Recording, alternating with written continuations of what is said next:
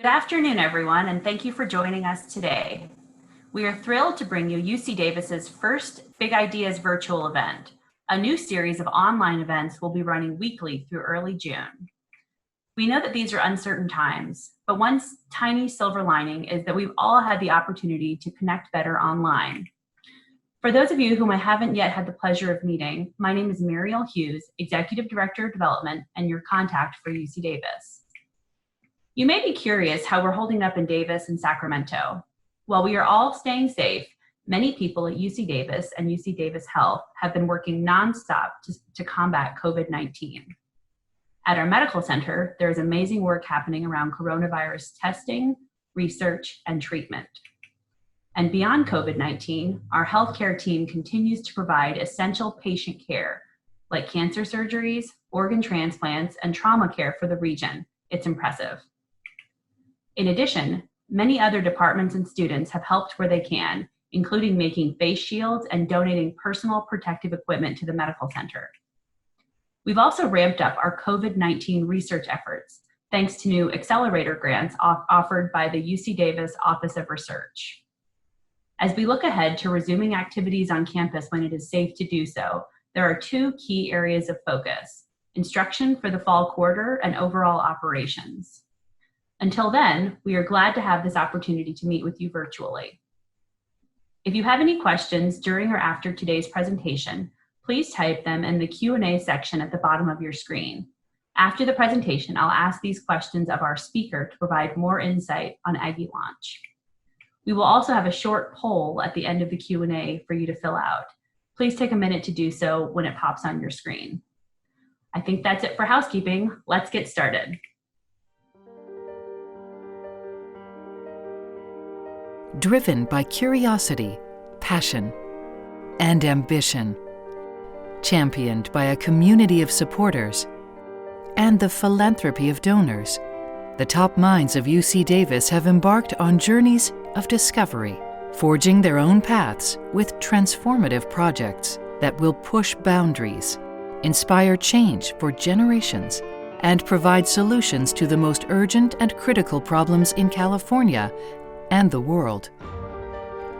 Join us for an all-new virtual event and exclusive insider's view as we explore the many ways UC Davis is outgrowing the expected and how our cutting-edge ideas of today will become the impactful realities of tomorrow. Ladies and gentlemen, please welcome UC Davis Chancellor, Gary May. Thank you for joining us for this educational series on the UC Davis Big Ideas. Just like you, all of our students are remote learning right now to stay safe. But one thing we've learned about the world of work is that it takes more than classes to be ready for a career. Experiential learning, internships, and professional networks are essential for young alumni to land career-oriented jobs after graduation. This is where the Aggie Launch Big Idea comes in. Our goal is to launch comprehensive career preparation programs across UC Davis, tailored by area of study and academic year.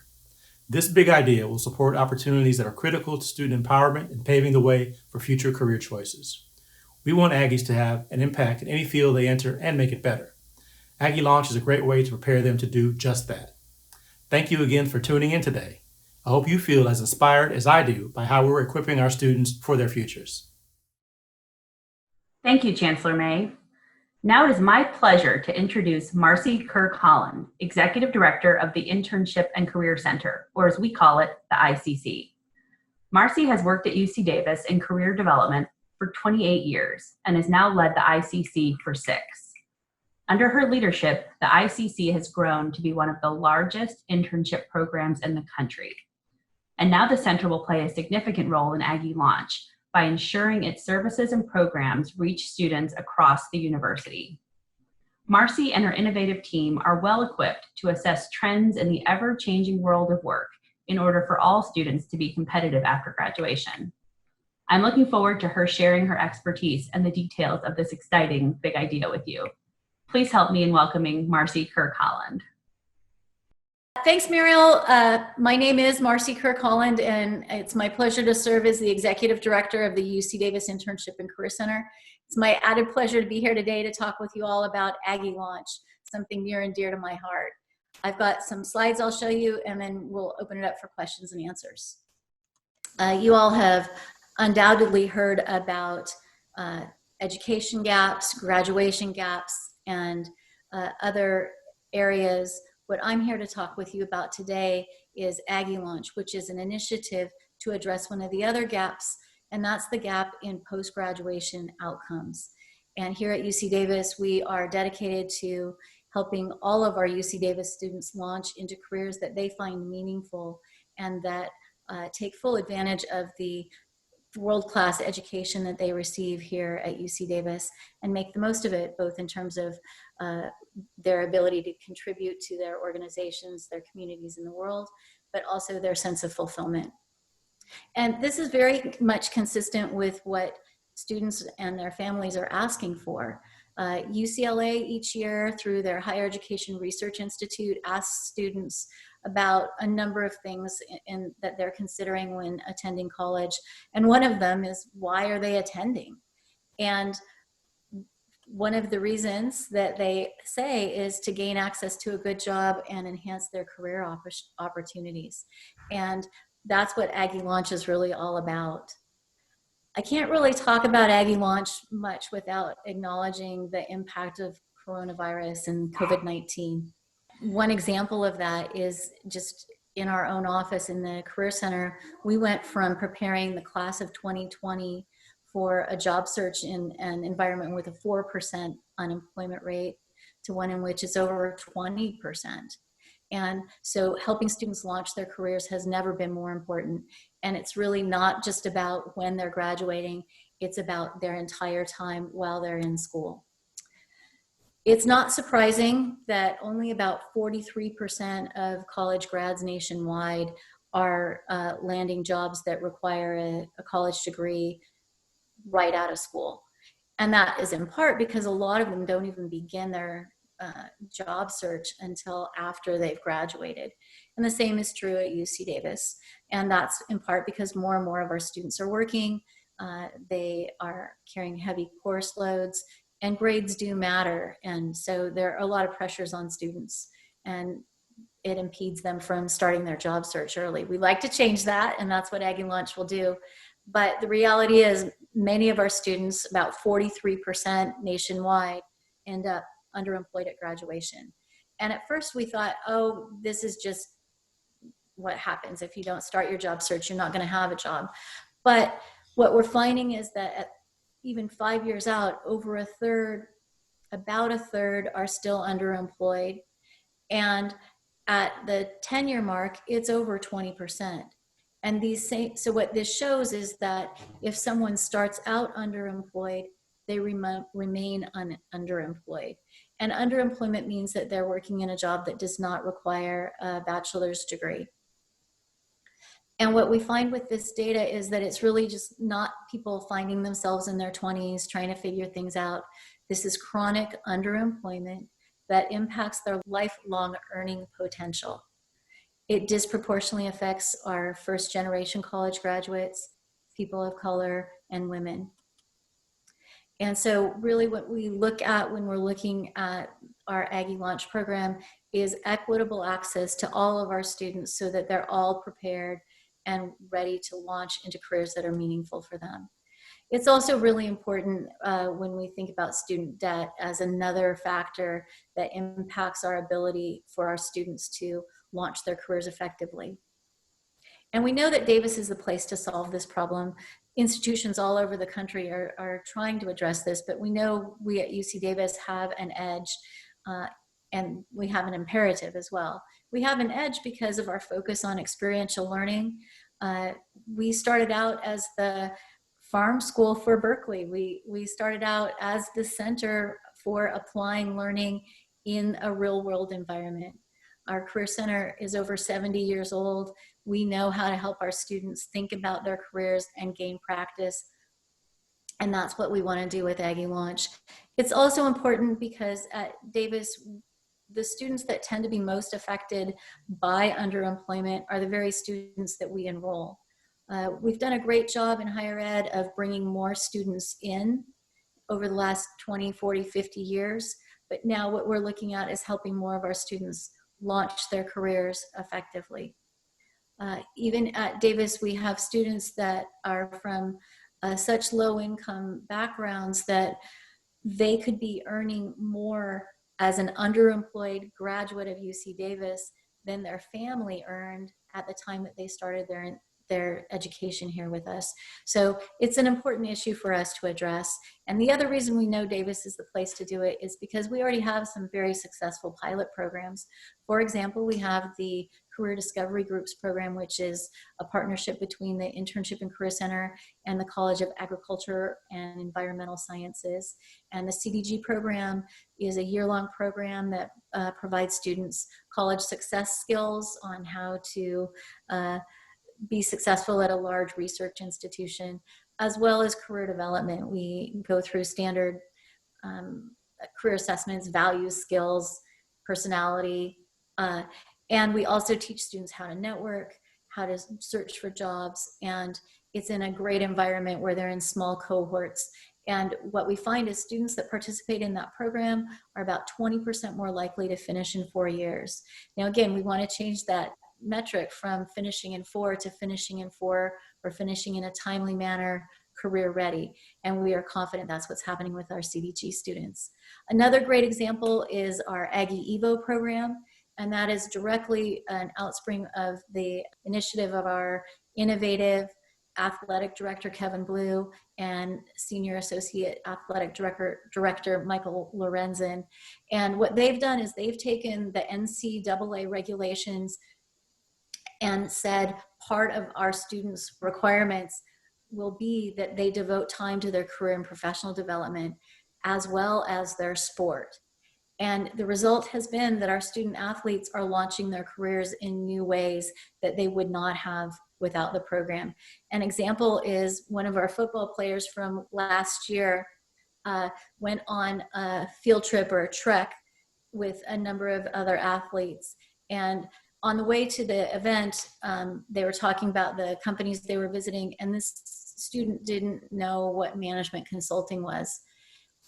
By the end of the day, he had been to Accenture, had some great interactions with some of the people there, and by February of last year, he had a job offer with Accenture and has now started his job.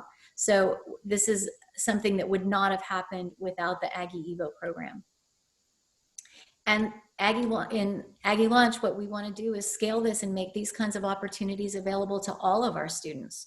And there are 3 key areas that we're looking at, or 3 ways we're talking about this. One is elevating the Aggie advantage, ensuring equitable access, and it's only going to be possible with new partnerships and new pathways and new ways of looking at things. When we talk about the Aggie advantage, that's going to mean that we have to change our systems. This is really a very large scale change management system that we're talking about. It's going to include new technologies, new event spaces for gatherings, and it will be discipline based. We're not going to roll out Aggie Launch the same way for English majors as we do for engineering majors. We won't roll it out the same way for freshmen as we do for seniors. So it's very much tailored on where the students are and what their interests are and the areas in which they're studying. We are looking at technology like artificial intelligence software that will allow us to scale so that we can have the software give students immediate feedback on their interviews, especially interactive interviews like through Zoom and other media that are more common now. We also have just changed to a new platform called Handshake, which is helping us reach more students more effectively. Again, at its core is equitable access. We know a lot of our students can't afford to do non-paid internships. Internships are a critical way for students to gain access to a professional network, to develop professional skills, to apply their coursework. They're extremely important today, and not all of our students can afford to do them. And we want to create a fund to make that more accessible to more of our students. Also, we're helping to professionalize student employment on campus. We have well over 3,000 students that work in jobs all over campus, and working to help them think about the transferability of the skills they're learning, working with their supervisors to help them think in terms of what their jobs on campus might be, in a non-campus setting and how to really help leverage those experiences. And then with academic integration, a similar theme about transferability, helping students and faculty understand the skills that are being developed in the classroom and how those translate to the outside world. And here you can see our new logo for the Internship and Career Center, helping with our campaign to get more students aware of our services. And again, this is only going to be possible through new partnerships and new pathways. I mentioned the trek that the football player went on. We're helping to expand those through a program called Aggie's OnTheGo. Alumni engagement is going to be critical for this. For example, we know that our orientations will be changing. So our plan for alumni engagement with orientation is that we are going to help students see that they have a vast network of alumni that can help them, and also creating really tangible ways that the alumni can help our students now. So we'll be inviting alumni to have sort of pseudo business lunches in the dorm cafeterias with the students, either dinners or lunches as part of the orientation, to coach students on here's how you interview over a meal, and to provide them some insight and, again, a professional network. I'm also very proud of funding that we have just received notice about from the Correct Foundation. This will be a $4 million grant over a 5-year period for Aggie Launch. And one of the programs within that is BioLaunch. And that is a program that will allow us to work with every incoming freshman to provide them career and professional development basics. And then also funding for some pilot projects throughout their next 4 years so we can assess which interventions are most effective. So we're very excited and honored to have that funding. And bottom line, it's going to take donor engagement and new ideas working with our donors on how we can help all of our students launch effectively, and how we can activate our vast network within the UC Davis community with our faculty, our staff, our parents, our alumni, and together we can do it. And it's more important than ever, given the economy and the importance for our students to be able to articulate their skills and to navigate a challenging labor market. So that's a little bit of an overview about Aggie Launch. I'm happy to answer any questions and talk in more detail. All right, thanks so much, Marcie. Before I turn it over to questions, it occurred to me while I was listening to your talk, what's happening with the class of 2020? How are their job placements going? You know, how are they launching? Thanks, Muriel. Well, as you would expect, it's a challenging time for them. It's kind of shocking for a lot of them. They went from thinking they were entering a job market where unemployment was about 4%, and now it's at about 20% nationwide. So a lot of them are still sort of adjusting to the shock and not quite sure what to do. So our team has been doing a lot to reach out to students. We're reaching out in particular as we hear about organizations that have discontinued internships or rescinded job offers, to reach out to students to let them know about other opportunities. There are many companies that are still honoring their offers and moving forward. A lot of companies are also modifying what they're doing. They may have people begin their jobs remotely. But we're doing a lot of outreach to students right now and innovating our services to match the needs today. Yeah, I bet it's uncharted territory for sure. Oh, yes. Yeah. So I'll now turn it over. Thanks to those of you who are listening, who submitted questions. Just a heads up that the question box at the bottom is where you can write your questions down. So I'll just get started with the first one we got. So Marcie, around the country, which schools are best at post-graduation preparation? And what can UC Davis learn from these examples? That's a great question. I think there are lots of campuses that do different things really well.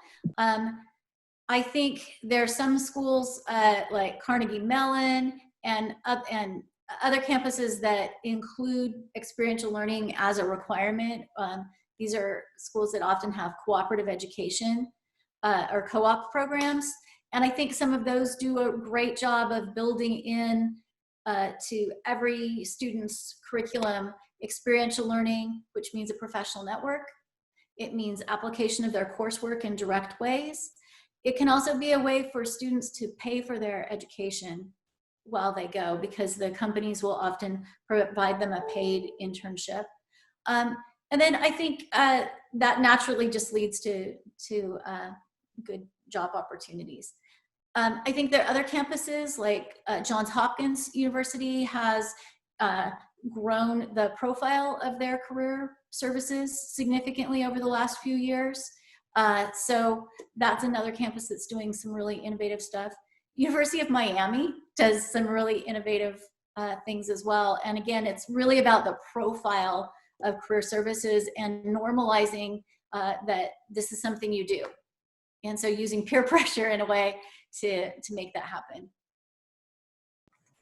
Excellent. Thanks so much. So what particular tactics will you employ to first generation and or undocumented students engaged in Aggie Launch from the moment they step on campus? Sure. Well, I think for first gen and undocumented students have some unique needs. So I'll talk about that in a minute. But I think for under Aggie Launch, the idea is that from the beginning that students come on campus and they start thinking about their career. It's not an afterthought that comes in their fourth year. So finding ways to easily integrate it in and not make it so that students that happen upon the Career Center or have someone who tells them about it are the only ones that know. So an example would be through orientations for the transfer students. And I think that's one thing that is often lost. A lot of our diversity and our first gen students are actually transfer students. And that's one reason that we're putting the attention on the changes in orientation to engage our transfer students with alumni during orientation to help them see that there is an Aggie family, that there is a group of people out there to support them. So that's one of the things from the very beginning. I think the BioLaunch program that we have the funding from the Correct Foundation is another really good opportunity for us to have freshmen in that very first quarter that they are on campus have access to career and professional development. We'll bring in speakers, alumni, family, to talk about alternative career opportunities for students. A lot of our health and biosci or College of Biosci students think about careers in medicine. And part of what we want to do in BioLaunch is really help expand their horizons, help them know about a broader range of career opportunities. So those are a couple of the things. I think with our undocumented student population, part of what we are exploring are opportunities for entrepreneurship and ways that people can start a business or be hired as a contractor that will allow them to find work. We also do a lot with the undocumented, AB 540 and Undocumented Student Center, and do a lot of outreach. There are some really innovative programs that allow students to do internships, but in a slightly different way because of the work authorization issues. Thanks so much, Marcie. So you mentioned a BioLaunch and the College of Biological Sciences.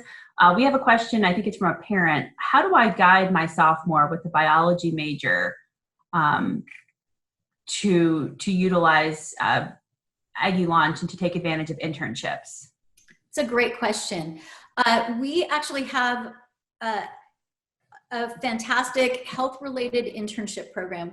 I'm proud of UC Davis because we're the only UC that partners with our medical school to also provide opportunities for training and experiential learning for our undergraduates.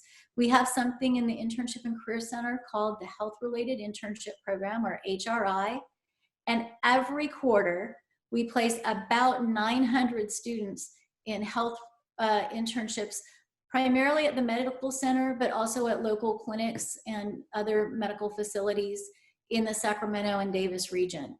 And this is a phenomenal opportunity for students to get exposure to what the healthcare professions are and to see if it's a good match for them. It's also a great way for them to network and to find out about research opportunities. So an example is internships in the Med Center through the Emergency Medicine program. We can have students start out as interns, and if they are interested, apply for and become research assistants, looking at clinical trials that are developed through the emergency medical office or the emergency department at the UC Davis Medical Center. So they actually interact with patients and their families to enroll people in clinical trials. And that's a phenomenal experience for students to learn about research as well as about clinical practices. So the HRI program is the way to engage a sophomore. And it's also something that it's important that students persist in their application for the HRI program. Though we place about 900 students every quarter, we have about 1,800 apply. So if a student persists, they will eventually get in, and it's a random system. So they should, if they don't get in at first, don't get discouraged and keep trying. I'm stumbling a little bit on this because that program is on pause right now because of COVID-19, but we fully anticipate it will come back in some form. And that's just one way for students to get engaged in health-related experiences. We also have the student-run clinics through the medical center, and those are proctored through the medical students. And that's another great way. And people can find out about all of these opportunities through the Internship and Career Center website, icc.ucdavis.edu.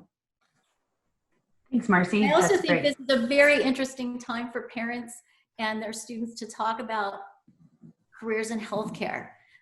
We've been wondering if this will be a scary time for parents to think of their students going into healthcare careers, and as we see the risks that our healthcare workers are facing, and will it deter people or will it motivate them even more to be the helpers? So we're there, our team is there to help students talk through these complicated issues. Thanks, Marcie. Mm-hmm. So what can alumni or donors do to help make this important endeavor a reality? There are lots of things that you can do. For alumni, we are putting together a series of interviews called the Recession Grad interviews. And if you graduated during a down economic time, we'd love to help gather your stories, alumni that are watching, to share those with students, to inspire them, to help them think through options and to maintain hope. If you have a company that's hiring, we would love for you to post positions with us. And that is, again, through icc.ucdavis.edu, and there's an employer button. By next week, we'll have our Aggies Hiring Aggies button active on our website. So those are a couple of ways. If you're a donor, we'd be happy to talk with you about a lot of our initiatives. I think the fund for non-paid internships is going to be something we definitely want to look into.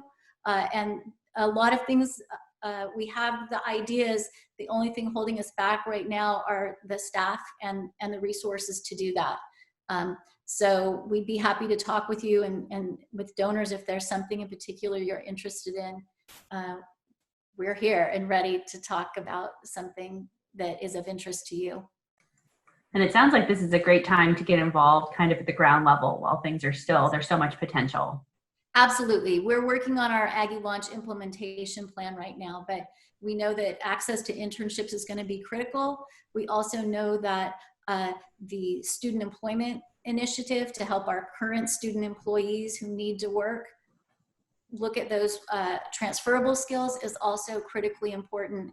And really the only thing holding us back is having sufficient staffing, because we're at a point now we're spread pretty thinly and can't add more new initiatives effectively. We've got, yeah, so that's probably enough about that.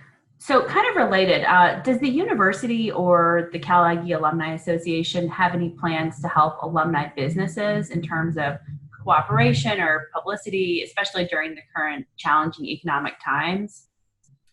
Let's see, I'm not really, we collaborate with the Alumni Association on a lot of activities. I am not familiar at this moment with what is happening in terms of the Alumni Association support of alumni businesses, other than letting them know if they're recruiting that they can recruit from UC Davis.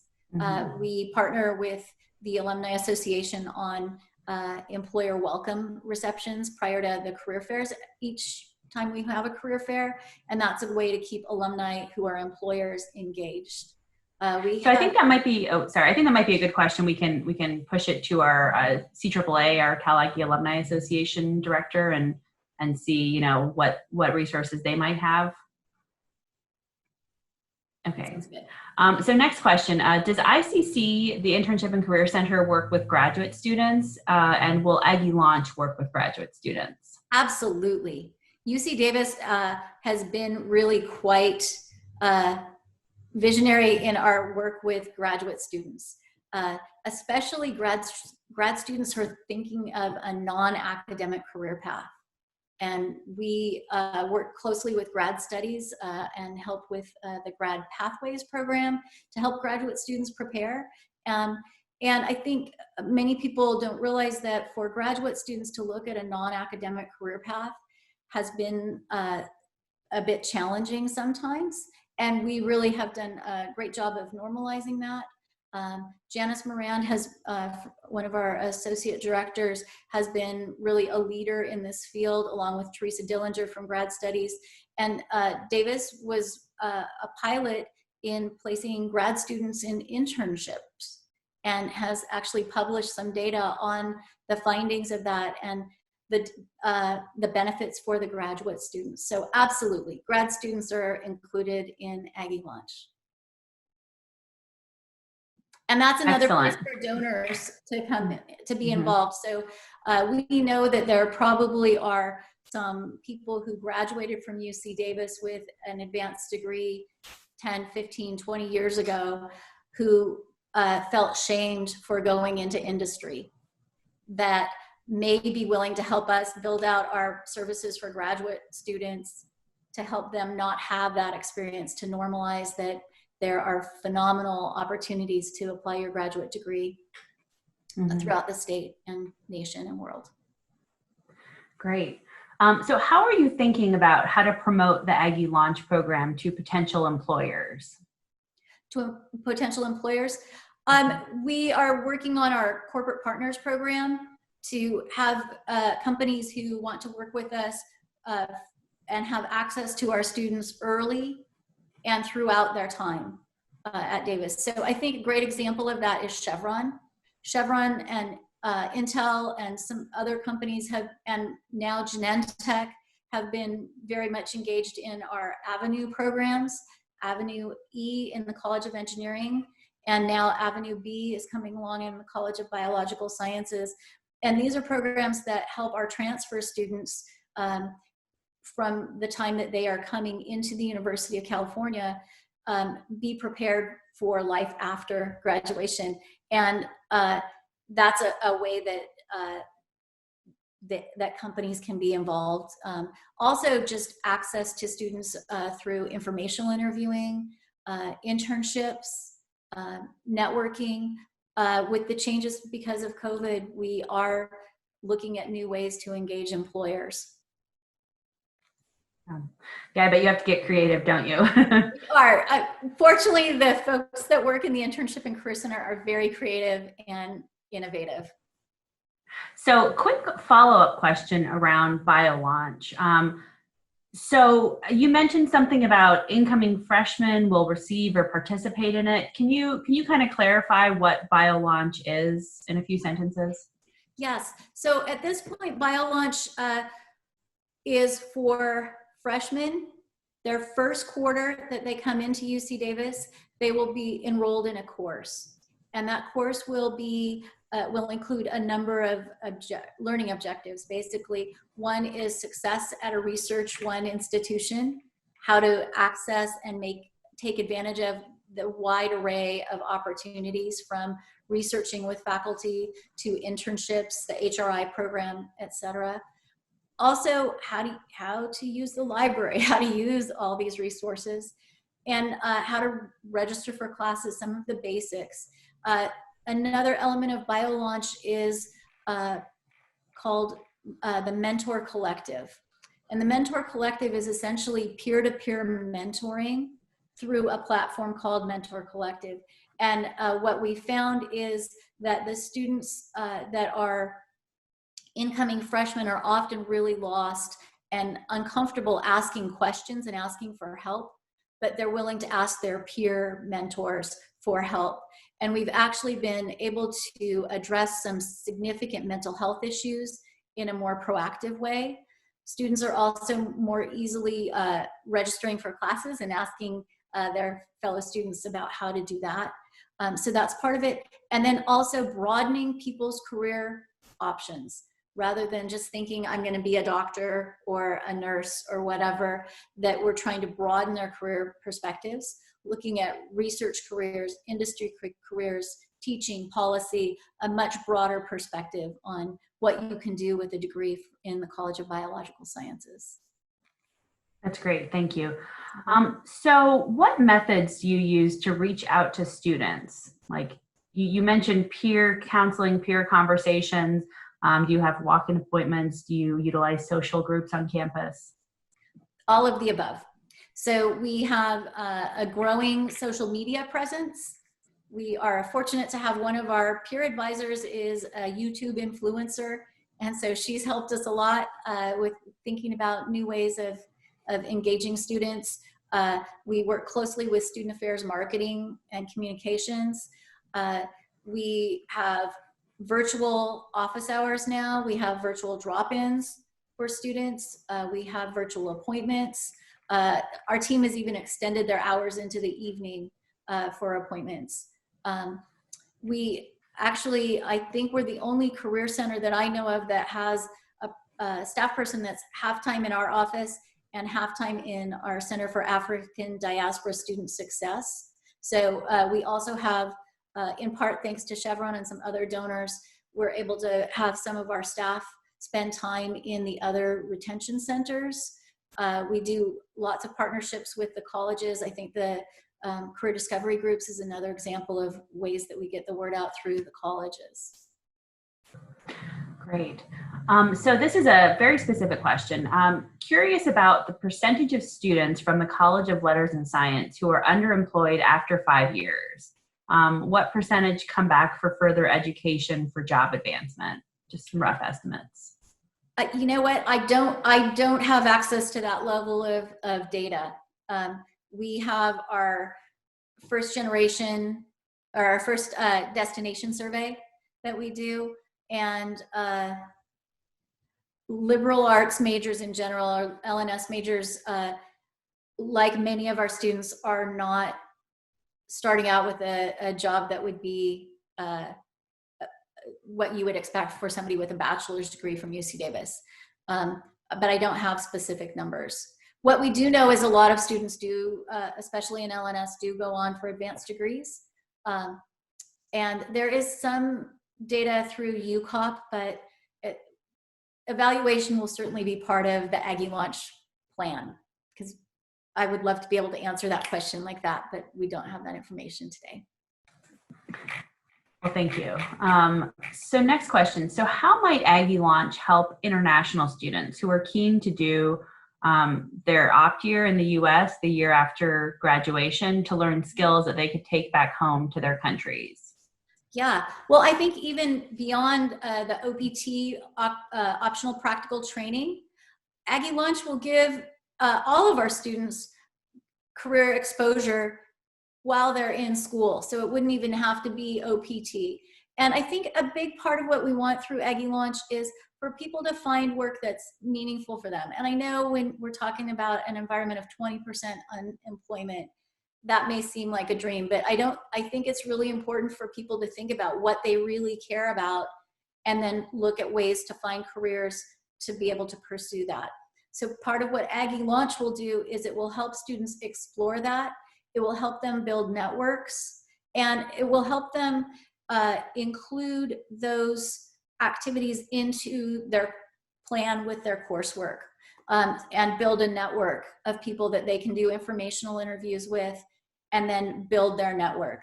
I think it's, when we look at unemployment being higher, sometimes it is a little bit harder for people to get organizations to sponsor them for work authorization, but having really tangible, specific skills and clarity about what you want to do, and a network of people who can vouch for you and who have helped you grow those skills is really a critical part of success. Mm-hmm. So I think I would also encourage our international students to think about curricular practical training, which would be a way for them to do internships that would be consistent with their coursework. Mm-hmm. And so a second question around international. So flipping that, so what international opportunities are available for students who wish to pursue careers overseas? Well, so in a non-COVID time, there are so many opportunities. It's almost hard to choose. It's like drinking from a fire hydrant. And mm-hmm. our Global Affairs program and the Study Abroad program have really done a phenomenal job of creating opportunities for students and managing those. And we work closely with them.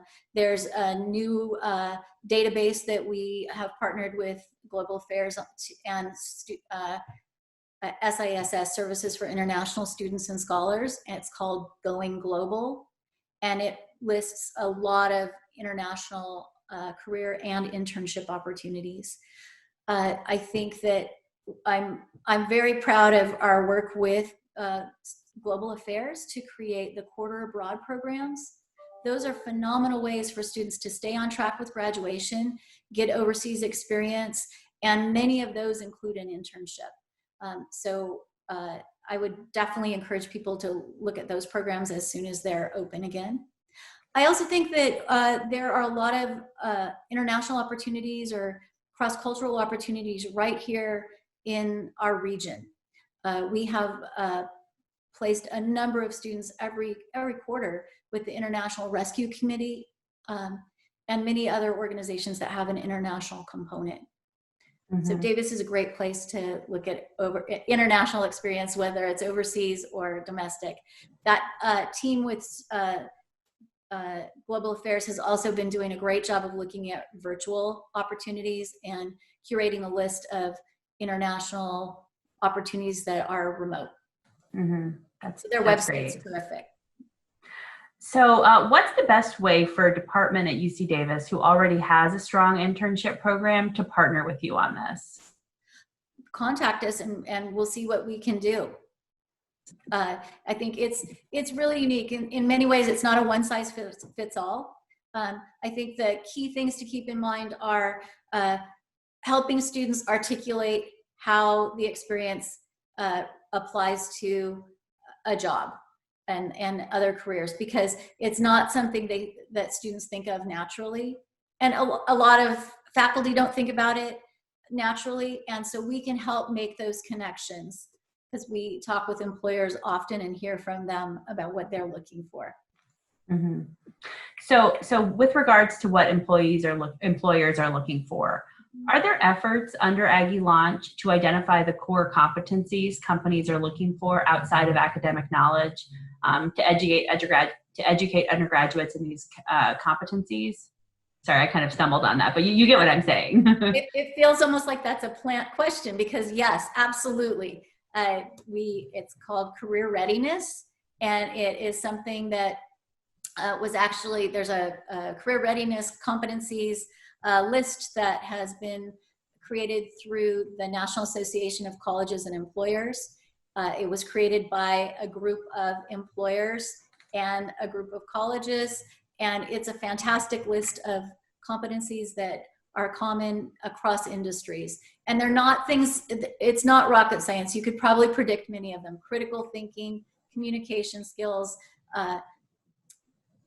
innovative thinking.